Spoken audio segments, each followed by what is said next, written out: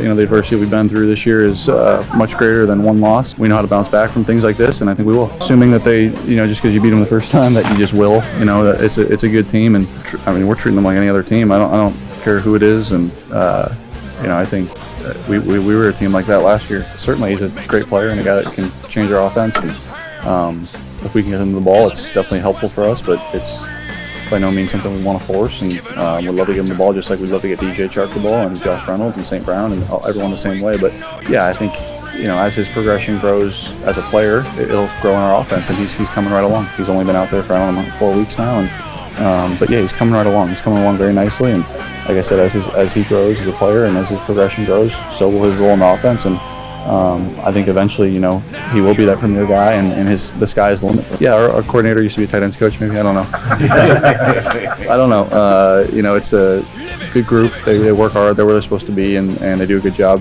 getting themselves open, and I've been able to find them. With our playoff hopes still within reach, the Detroit Lions return to Ford Field for some much-needed home cooking against a down Bears team. With Darnell Mooney being out for the season and Chase Claypool being effectively ineffective for the Bears' aerial attack, will the defense be able to get right and bounce back from an atrocious performance in Carolina? Does Ben Johnson scheme up a game to help the offense reestablish our once prolific and dominant running game, while also being able to somehow incorporate and introduce more Jamison Williams into our high aerial Goffense attack? And which tight end does Ben Johnson decide to make Jared Goff throw a touchdown to this week?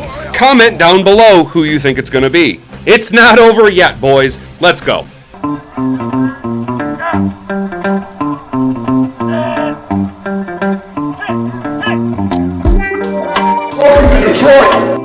Alright, hey guys, welcome back to the channel. As you know, I'm Hat and Beard, the host of this thing. Before we get too far down the line, go ahead and drop a like on this video, subscribe to the channel, and go ahead and ring the bell so that you never miss out on any notifications, and you'll always stay up to date with what's going on in this channel. And you can notice things like the new corner of my living room I'm in.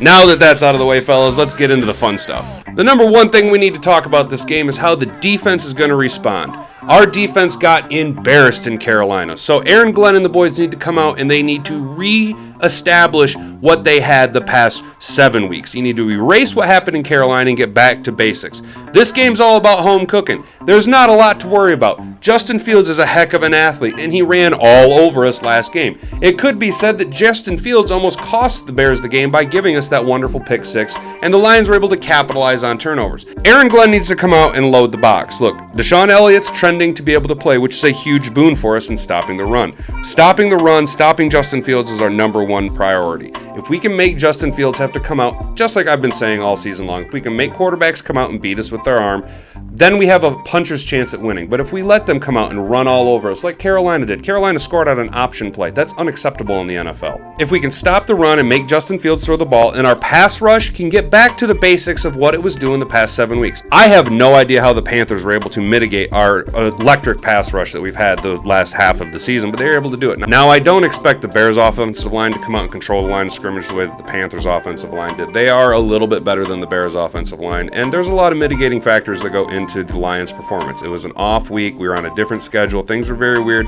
The temperature was different. It was the holidays. I can make excuses all day long. This game is the game where we have to get right because we have a heck of a road trip coming out going to Lambeau next week, which could be our way into the playoffs. It could come down to winning out in week 17. And I don't want us to be having these questions that we had coming off the Carolina loss going into the Packers game. I need us to come out, answer questions, get right, have some home cooking. AG and the boys need to come out and just dominate the defensive game plan.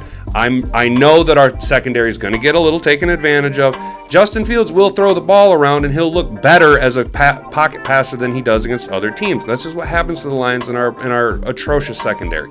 But if our front seven can get solid pressure and make Justin Fields make those very same mistakes that he made the first matchup where he makes, throws an interception, golly, maybe it could even be a pick six again. Wouldn't that just be the cat's pajamas? But if we can get a couple of turnovers, get 2-3 sacks, a lot of pressures, make Justin Fields very uncomfortable, but also be able to limit the amount of mobility that he has, really load the box up with 8 defenders and make him beat us with our arm, our defense can control the entire narrative of this game. Offensively, it's pretty simple. The Bears are one of the worst teams at giving up yards on the ground. They actually give up more yards on the ground than the Detroit Lions do.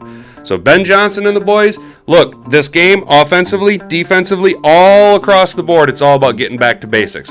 come out, run the ball, reestablish confidence in DeAndre Swift, reestablish confidence in Jamal Williams, reestablish confidence in your dominant offensive line. By establishing the run game, you'll get the team's swagger back. By getting the swagger back, we'll be heading right back to where we needed to be going into the last 3 weeks of the season. We stumbled against Carolina. That's going to happen.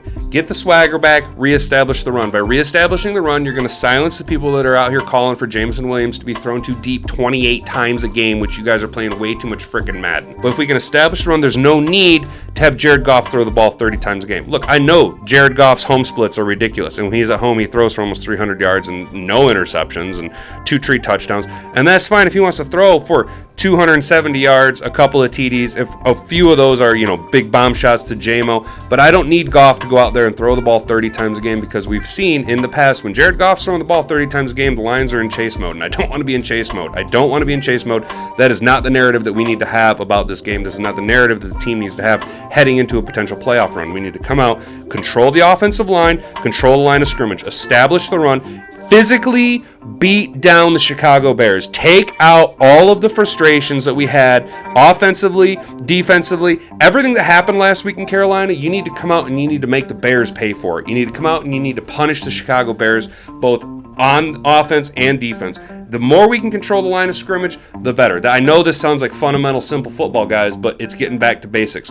It's perfect timing for us to come home, have a perfect little get-right game in home at Ford Field. It's going to be rocking. This is the game to get it all right, to launch ourselves into a playoff push, because as the New York Giants proved with Eli Manning 2 separate times, all you got to do is get to the dance, because if we can get to the dance, the entire season's reset. It's all new, all different. It's playoff football. It's something the Lions haven't had since 2016. This is surreal that it's happening in the second year of the Dan Campbell rebuild era after the Quinn Trisha atrocities that they did to us. Don't forget to comment down below which tight end do you think is going to score a touchdown in this game.